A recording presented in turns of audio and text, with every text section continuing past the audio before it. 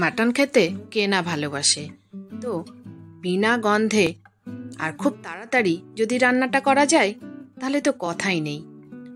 তো আমি একদম অন্যরকমভাবে বানিয়ে দেখিয়েছি।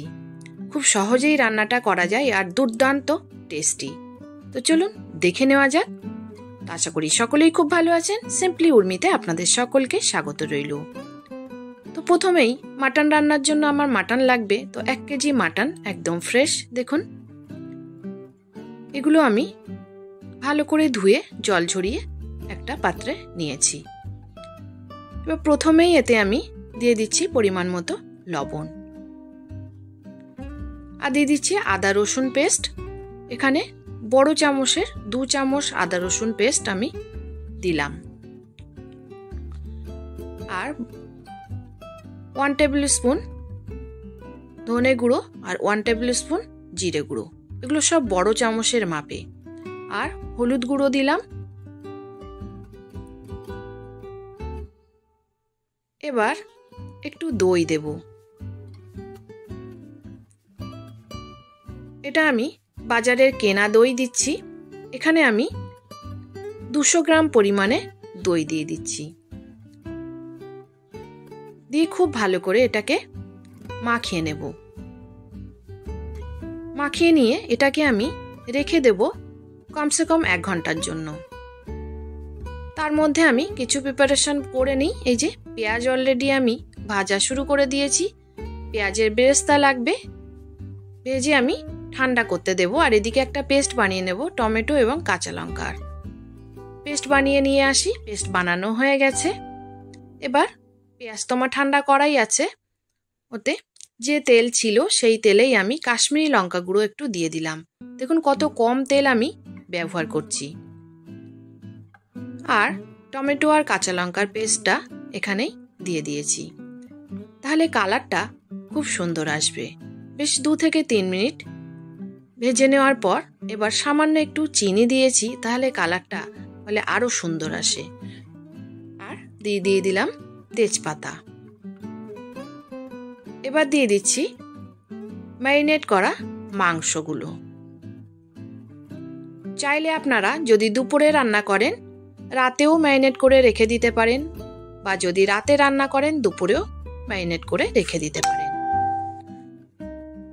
তো আমি 1 ঘন্টার জন্য ম্যারিনেট করেছি, যেহেতু তাজা মাংসটা আমার রান্না করতে হবে। এবার আমি খুব ভালো করে মশলার সাথে মিশিয়ে নেব। গ্যাসটাকে আমি এখন হাই ফ্লেমে রেখেছি। হাই ফ্লেমে রেখে ভালো করে মিশিয়ে নিয়ে আমি ঢাকনা বন্ধ করে এবার আমি গ্যাসটাকে লো ফ্লেমে রেখে 5 থেকে 7 মিনিট আমি ঢাকনা বন্ধ করে রেখে আবারও ফিরে এলাম। দেখুন কতটা জল বের হয়েছে।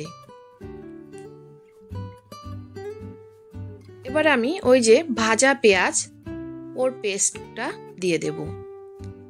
ওটা ঠান্ডা করার পরই করতে হয়, ওই কারণে আমি ঠান্ডা ছিল এই মুহূর্তে বানিয়ে দিয়ে দিলাম। সব দেওয়া হয়ে গেছে। এবার পাত্রটা ধুয়েও একটু দিয়ে দেব, কারণ পাত্রে অনেকটাই লেগে আছে, মানে মিক্সিং জারে। এই ধুয়ে দিয়ে দিলাম। এবার ভালো করে মিশিয়ে নিয়ে ঢাকনা বন্ধ করে বেশ অনেকক্ষণ রেখে দেব। আর ততক্ষণে আমার বাগানে ডালিয়া ফুটেছে, একটু শেয়ার করে দিলাম। এত সুন্দর ডালিয়া, এত বড় হয়েছে, জানি না আপনাদের কাছে কেমন লাগছে।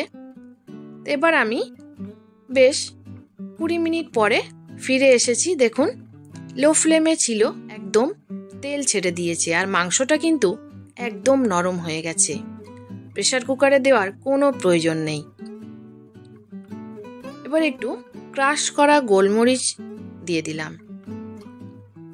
আপনাদের কাছে গোলমরিচ পাউডার থাকলেও দিয়ে দিতে পারেন, কোনো অসুবিধা নেই। দিয়ে ভালো করে মিশিয়ে এবার একটু দিয়ে দেব গরম মশলা, ছোট এলাচ, লবঙ্গ, দালচিনি গুঁড়ো করা আমার কাছে থাকে, সেটা আমি দিয়ে দিয়েছি। এবার খুব ভালো করে মিশিয়ে নিয়েছি।